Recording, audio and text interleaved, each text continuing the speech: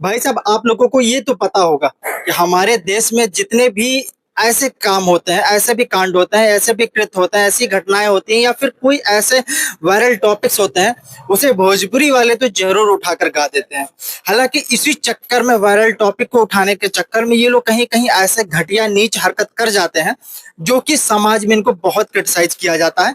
इनको समाज में इस नजर से देखा जाता है जहां तक किसी को ना देखा जाता हो। अभी हाल ही में जो मेरठ वाले कांड था, उसके ऊपर भोजपुरी वाले ने जब गाना बनाया, यहाँ तक कि इंक्लूडिंग खेसारी लाल यादव ने भी स्टेज से गाया था वो चीज, तो कितना निंदा हुआ था इस चीज का, और ये चीज निंदनीय है। अब उसी के बढ़ते हुए क्रम में आप लोगों को पता है कि अभी हाल ही में कौन सी घटनाएं हुई है, कितना निंदनीय था वो चीज, जो कि एक पहलगाम वाली घटना है कश्मीर की, जो कि 27-28 लोगों को, निहत्थे लोगों को, पर्यटक को मार दिया गया एक आतंकवादी के जरिए से। आतंकवाद का कोई जात नहीं होता, आतंकवाद का कोई धर्म नहीं होता। तो फिर वो जो सवाल पूछा, वो क्यों पूछा जब उसका कुछ था ही नहीं? और ये चीज सबको पता है कि ये पाकिस्तान के सिवाय कोई नहीं करा सकता, क्योंकि शुरू से लेकर और लास्ट तक जो जहां का था वहीं से और नीचे चला गया, वो केवल पाकिस्तान और सिर्फ सिर्फ आतंकवाद के चक्कर में। और इसी बीच में एंट्री हुई हमारे भोजपुरी स्टार रितेश पांडे की।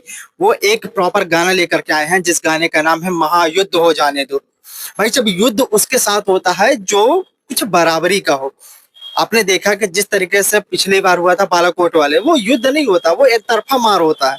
तो कुछ एक तरफा मार होने की कुछ ऐसी संभावनाएं, ऐसे प्लान किया जाए जो एक तरफा मार हो जाने दो। लेकिन खैर, ये तो मेरा भाव है दोस्तों। भोजपुरी स्टार रितेश पांडे ने जिस तरीके से इस गाने के माध्यम से अपने भाव को हम सबके बीच में प्रस्तुत किया है ना, वो लाजवाब है। और इसी टॉपिक्स पर मोनू अलवेला ने भी गाया था, लेकिन शब्दों की मर्यादा रखनी चाहिए थी, क्योंकि हम जब किसी को कुछ कहते हैं तो हमारे ऊपर भी इफेक्ट पड़ता है। उसे हम दूसरे शब्दों में कह सकते हैं कि भाई, जिस तरह से ललकारा है रितेश पांडे ने, वो भाव पता चल रहा है कि सामने वाले को क्या दिखाना चाहते हैं वो। और दिखाना क्या है, उनके गाने से, उनके लफ्जों से सीधा मतलब निकल रहा है कि उनके अंदर जो देशभक्ति का भाव है, वो अपने नागरिक, जो देशवासी थे, उनके नागरिक के प्रति जो उनका प्रेम था, वो उमड़ रहा है और वो चीज गाने में दिखाई दे रहा है। रितेश पांडे का देशभक्ति का भाव और नागरिकों के प्रति संवेदनशीलता जो है, वो उनका साफ स्पष्ट हो रहा है उनके गानों में। लेकिन ना भाई ना, भोजपुरी में हैया star, how star, how star, लेकिन अभी तक किसी का इस टॉपिक पर कोई गाना नहीं आया है।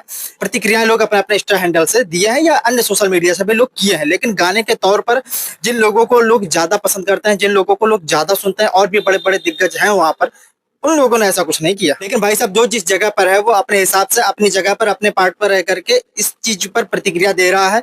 कोई गाने के माध्यम से दे रहा है, अगर वो एंटरटेनमेंट फील्ड से है, अगर कोई पॉलिटिक्स में है तो अपने सदन में से, कोई अगर ऐसे है मतलब सोशलिस्ट है तो वो अपने इंस्टा हैंडल से या फिर अपने यूट्यूब माध्यम से इस चीज पर आपत्ति जता रहे हैं कि ये चीज जो हुआ बहुत निंदनीय है और इसके ऊपर सख्त से सख्त कार्रवाई होनी चाहिए। बाकी रहेगी आपकी प्रतिक्रिया की बात, तो आपकी प्रतिक्रिया क्या है कमेंट बॉक्स में दाग दीजिए। मिलता है अगली वीडियो में कोई नए फैक्ट के साथ, तब तक के लिए इजाजत दीजिए। जय हिंद, जय भारत।